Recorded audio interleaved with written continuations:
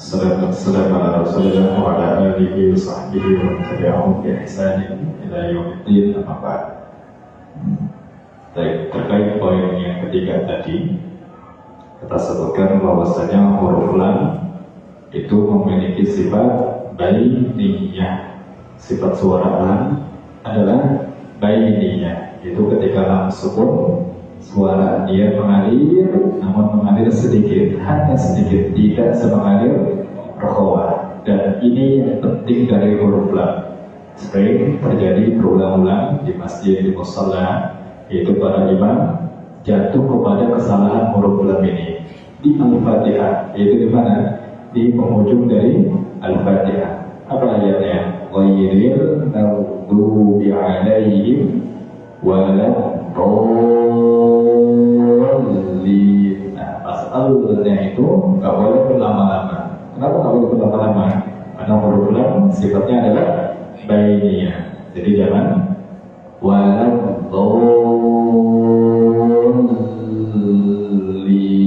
Banyak kayaknya. Banyaknya ini sebuah kesalahan. Sehingga huruf lam ketika sukun atau tasydid tidak boleh mengalir terlalu banyak seperti rokhawah. Karena lam sifatnya apa? Bainiyah. Waladdallin.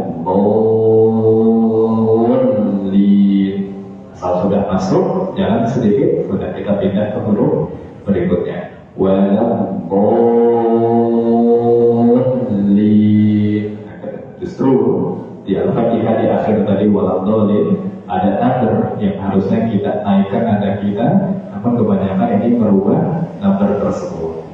Jadi Anda lihat sifat ketiga ini merupakan sifat atau sifat kedua ini sifat terpenting dari huruf lam. Nah, yaitu apa tadi sifatnya? Bainiyah. Dia mengalir namun hanya sedikit, tidak terlalu banyak, tidak mengalir sebagaimana rokhawah. Kalau diulangi syarih 3 poin tadi. Sifat yang melekat pada huruf lam Dari awal makhrajul al-lisan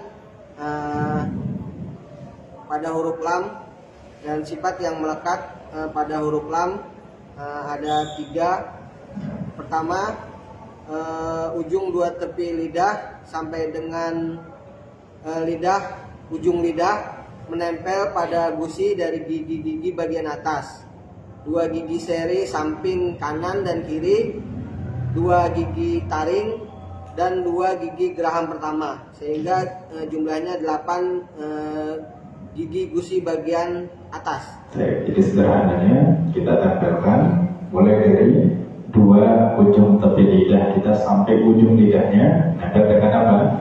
Nempel dengan gusi 8 gigi atas yang ada di depan.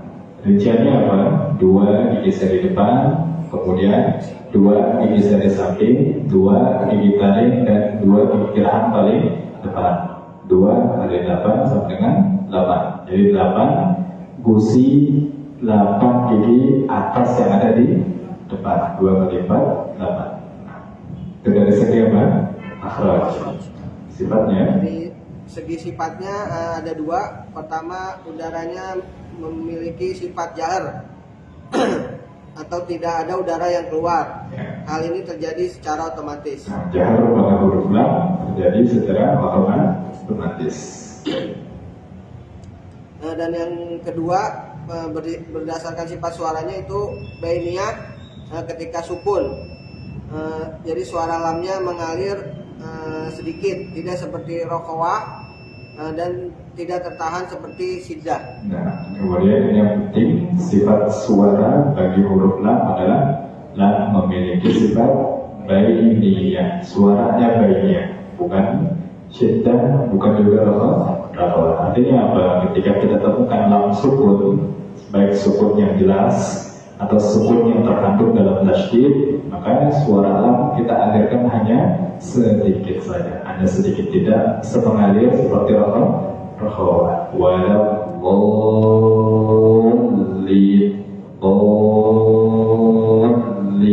tidak lama-lama, kita dallin.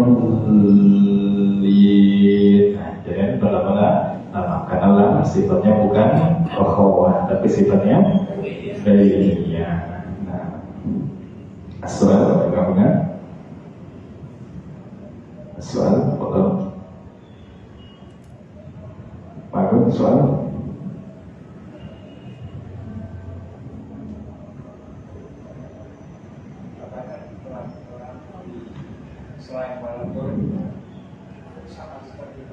Nah, jadi yang kita alirkan suaranya jangan terlalu lama, sedikit saja. Karena tadi fondasinya adalah dia punya sifat bainiyah.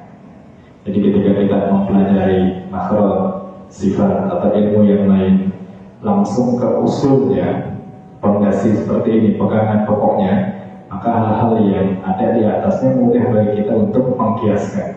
Kalau kita tahu sifatnya bainiyah, contohnya kita hanya sebutkan waladhdallin, tapi ketika ada contoh yang lain pun kita bisa menghukumi. Kenapa? Karena kita sudah tahu usulnya. Nah, inilah yang disebutkan oleh para ulama, man hafidha al-usul haza al-funun. Haza pakai zai, haza al-funun. Barang siapa yang paham, hafal usul dari setiap cabang ilmu, maka dia bisa memahami ilmu tersebut, cabang ilmu tersebut. Jadi pegangannya apa? Usulnya. Nah, saat ini kita sedang membahas usul dari tafsir tersebut. Kita paham makhrajnya, kita bahas sifatnya. Namun ketika kita tidak paham usulnya, kita tidak paham intinya, maka setiap contoh kita perlu belajar, setiap contoh kita perlu belajar. Tapi ketika kita tahu usulnya, maka contoh itu hanya tambahan saja. Contoh-contoh yang lain ini bisa kita paham, insyaallah. Seperti misalkan ahkam yang ada di fikih. Fikih itu ilmu yang semakin zaman, semakin jalan, itu semakin luas ilmunya. Kenapa? Karena banyak kejadian-kejadian yang dulu gak ada, tapi sekarang ada. Lantas bagaimana para ulama kontemporer, mutaakhirin, muasirin bisa menghukumi satu cabang ilmu? Padahal zaman dahulu gak ada permasalahannya. Misalkan masalah kredit motor pakai leasing, ada nggak zaman dulu? Gak ada. Tapi fikih saat ini membahas. Kemudian masalah GoPay, misalkan Shopee Pay, cashback macam-macam, zaman dulu ada nggak? Nggak ada. Tapi kenapa para ulama sekarang bisa membahas? Karena ada usulnya, ada usul dan ada qawaid fikih. Nah, ini yang dipegang oleh ulama. Meskipun contohnya bermacam-macam, tapi usulnya sama, maka insya Allah bisa dihukumi. Nah, bahasa Arab, nahwu ini termasuk usul yang akan membuat kita bisa menghukumi berbagai macam cabang keilmuan nanti. Nah, salah kan? Satu lagi mungkin 3 ternyata ya. Nah, kalau terakhir. Assalamualaikum.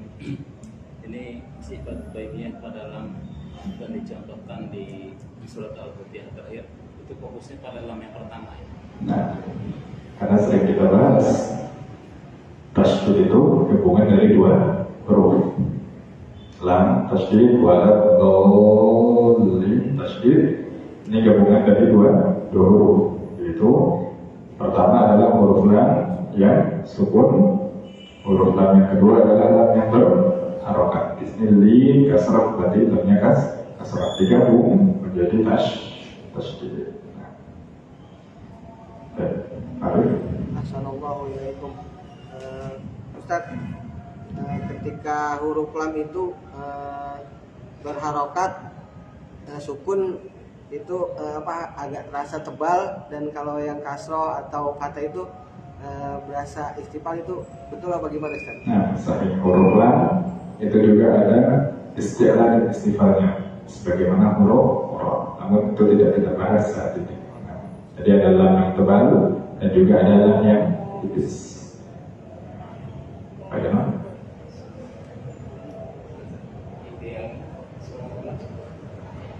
Ideal suara lam ketika sebut. Ketika fathah mengesahkan. Kita belum praktek ya. Insyaallah. Yang lain, Abi. Ini menempel pada gusi dan dari gigi-gigi bagian atas, 2 gigi seri bagian depan. Ya. Itu penggambarannya seperti apa? Di gambar ada, untuk lihat di kitab. Di kitab ada kan? Yang geraham yang sebelah mana? Baik, antum hitung di situ. Dua pertama itu gigi seri depan. Dua yang pertama dong, itu dua gigi seri depan. Dua di samping kiri kanan itu dua geraham, dua seri samping. Sampingnya lagi dua yang agak lancip itu gigi seri. Kemudian yang bawahnya yang agak kebuka kiri kanan itu gigi geraham yang pertama. Nah, makanya titik-titiknya itu batasnya sampai situ. Karena titik-titiknya itu warna putih, itu batasnya sampai situ. Nah, itulah yang kita tampilkan dua ujung tepi lidah kita dengan 8 gusi gigi atas yang ada di depan. Visualnya seperti itu sih. Terima kasih.